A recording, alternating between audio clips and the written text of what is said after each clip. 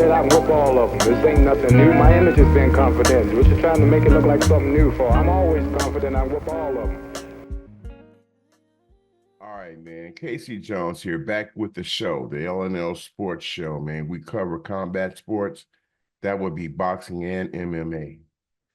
First things first, man, I want to talk about things that I see here on Facebook, because this is where I am right now.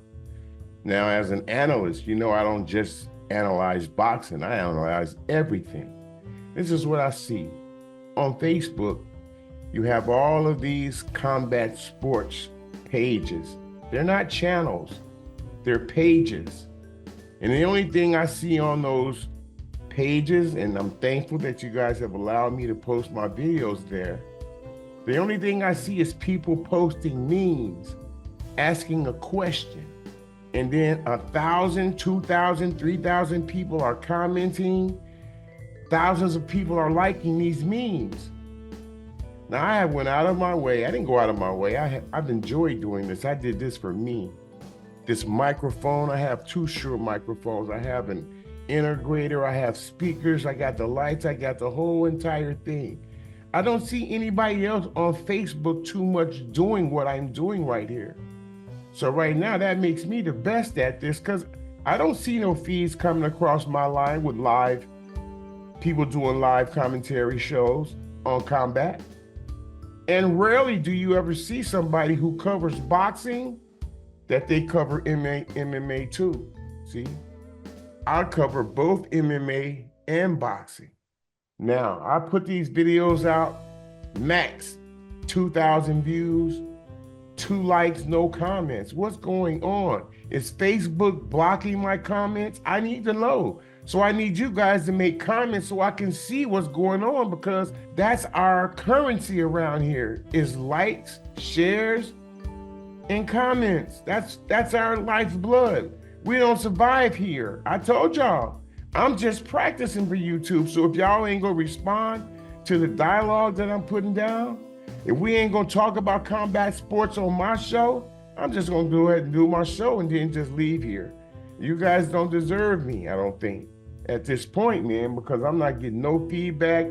I ain't nobody even say, oh, that's not pretty good show, man. Or I enjoyed the show this week. Or I like that little bit that you did on the Lions and the Titans, or the Vikings and the Titans with the ships and the Lions and all that. I ain't getting no feedback. I do believe Facebook is behind it, but you guys gotta let me know what's going on. All right.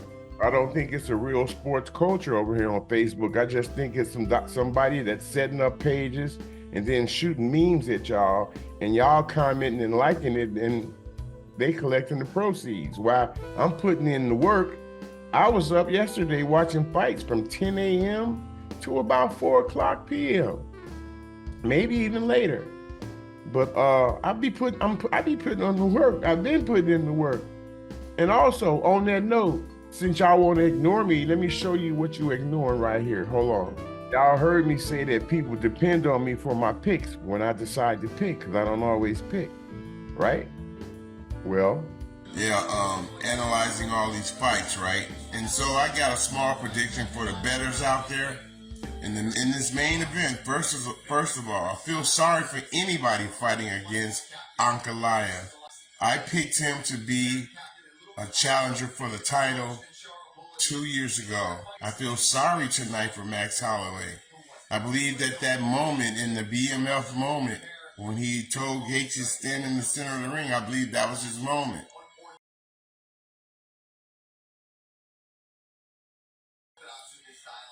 And I feel sorry for Robert Whitaker.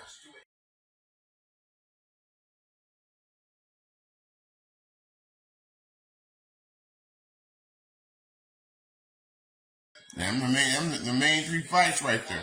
And we'll see how things turn out on my report tomorrow. We'll see how good I've been paying attention to my fighters. So guys, if you want to have a conversation with yourself and with the meme, you guys go right on ahead and have that conversation with your memes. I think I know why I'm here. I know why I came here. I know that I came on that pick tip. I know that that's where I'm going. We have all the apps necessary I've got 3 downloaded. I've yet to make a pick. When I start making my picks, I will post my picks on this show right here. All right. That's where we're going with this.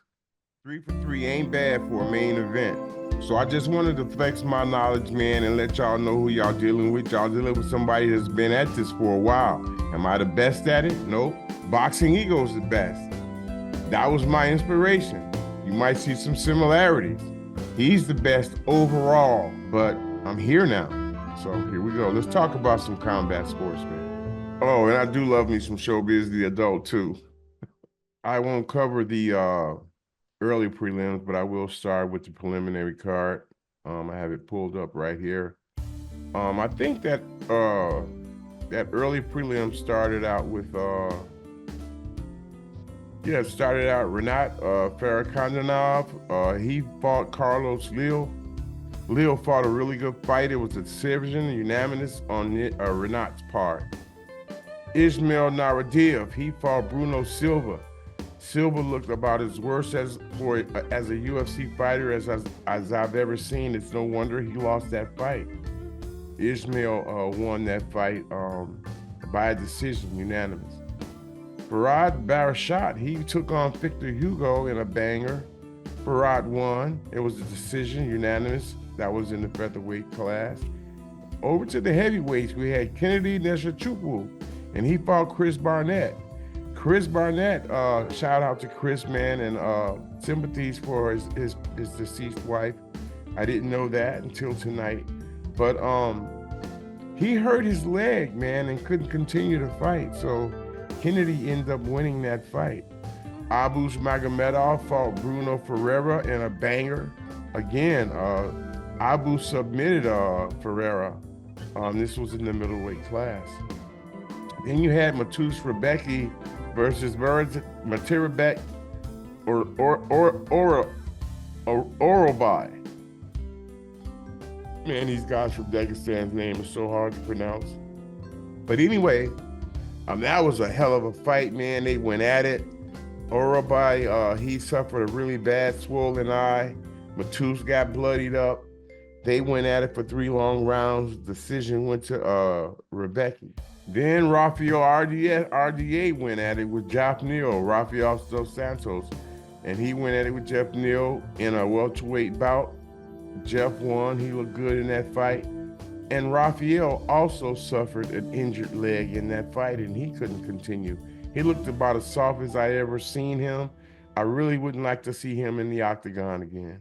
To headline that card, the prelim card, was Ibo Aslan, and he was fighting Rafael Sequeira. Now, that was a lightweight bout that was won by Aslan by a TKO.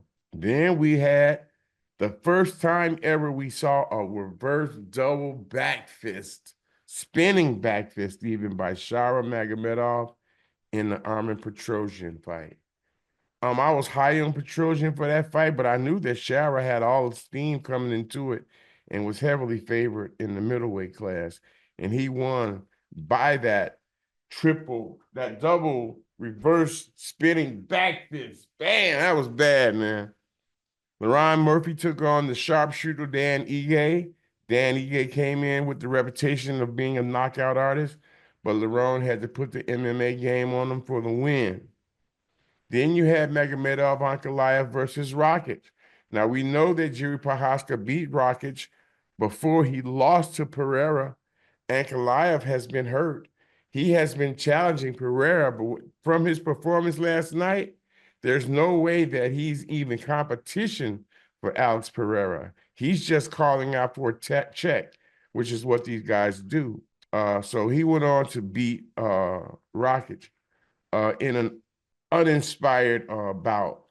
Then you had Chimaev, my favorite, Khamzat Chimaev, and Robert Whitaker. Now, for 2 years, I've had to listen to everybody talk shit about Khamzat online. I just looked. I said, I don't know what these guys are watching. I don't know what they're listening to. I don't understand why these guys are trying to count Boers out. Boer said who he was when he came into the UFC. He said what he was going to do.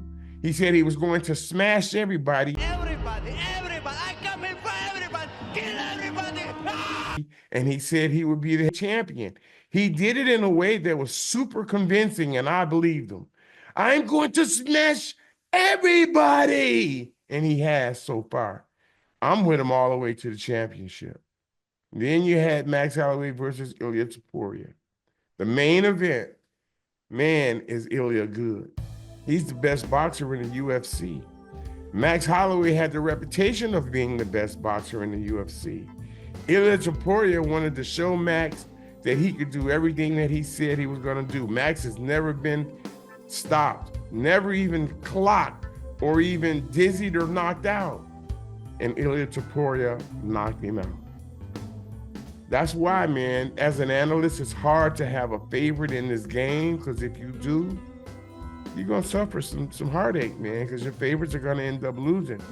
I was just glad that Max hung in there as long as he could. I think he lasted 3 rounds maybe before he got caught, and he was fighting well. He was starting to come back. I saw Ilya hobbling at the end of the fight. Max was working on that leg. Man, what a super night of fights. And I just wanted to come and say that. Now, according to commentators, they said that boxing is dead. I say that it's not. We just don't have enough of good fighters such as Davis, Crawford, Spence, Benavidez, Rodriguez. Fighters of that type, Canelo, they give us the action that the UFC provides week after week on a dominant level. I mean, these guys only get three rounds to finish a fight. In boxing, man, you are subject to watch a guy stand there for 12 rounds, bouncing up and down, sparring. But you only get that really top-notch UFC type of action with those fighters that I named. So it was good for me to be with you guys this week. I'm going to go ahead and close the show out. You guys look out for me on the road to the Super Bowl with the Detroit Lions. And I will be looking out for my next MMA or boxing event. There was a little boxing this weekend, but I wasn't able to cover it. So that's it. That's all I got for the show. L&L Sports signing out.